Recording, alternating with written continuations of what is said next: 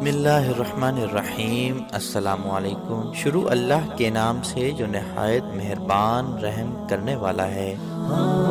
پیارے آقا صلی اللہ علیہ وآلہ وسلم نے فرمایا، جو شخص ایسی عیب دار چیز بیچے جس کے عیب کے بارے میں نہ بتایا ہو تو وہ اللہ پاک کی ناراضی میں رہے گا اور فرشتے اس پر لعنت کرتے رہیں گے۔ فرمان آخری نبی صلی اللہ علیہ وآلہ وسلم ہے، جس نے اللہ اکبر کہا تو اس کے لیے اس کے بدلے 20 نیکیاں لکھی جائیں گی اور اس کے 20 گناہ مٹا دیے جائیں گے۔ پیارے آقا صلی اللہ علیہ وآلہ وسلم نے فرمایا، جبرائیل علیہ السلام مجھے پڑوسی کے بارے میں مسلسل تاکید کرتے رہے، یہاں تک کہ میں نے گمان کیا کہ وہ پڑوسی کو وارث ہی بنا دیں گے۔ پیارے آقا صلی اللہ علیہ وآلہ وسلم نے فرمایا، جس شخص کی بیٹی ہو پھر نہ تو اسے زندہ دفن کیا اور نہ اسے ذلیل کیا اور نہ اس پر اپنے بیٹے کو ترجیح دی تو اللہ پاک اسے جنت میں داخل کرے گا۔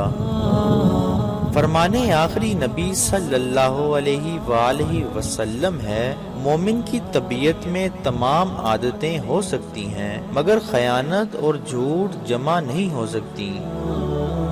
فرمان آخری نبی صلی اللہ علیہ وآلہ وسلم ہے، اللہ پاک کے نزدیک کوئی چیز دعا سے زیادہ عزت والی نہیں ہے۔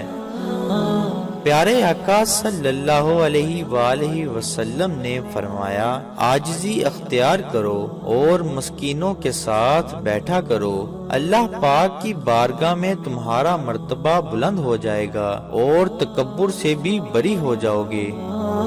فرمان آخری نبی صلی اللہ علیہ وآلہ وسلم ہے، آدمی جب ماں باپ کے لیے دعا چھوڑ دیتا ہے اس کا رزق قطع ہو جاتا ہے۔ فرمان آخری نبی صلی اللہ علیہ وآلہ وسلم ہے، بردباری اللہ پاک کی طرف سے ہے اور جلد بازی شیطان کی طرف سے ہے۔ فرمان مصطفیٰ صلی اللہ علیہ وآلہ وسلم ہے، کل بروز قیامت جھوٹے گواہ کے قدم ہٹنے بھی نہ پائیں گے کہ اللہ پاک اس کے لیے جہنم واجب کر دے گا۔